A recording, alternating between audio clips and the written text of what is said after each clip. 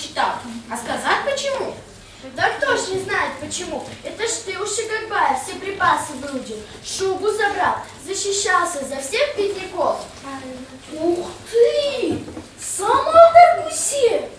Будем знакомы. Я Саша, друг Баду. Я знаменитый Алдар Гусе. Ты спросил, кто я такой и откуда я взялся?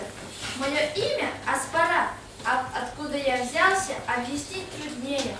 Можно сказать с обложки твоего дневника, можно сказать из параллельного мира. Так, и ты пришел из параллельного мира, как Алдар Гусе?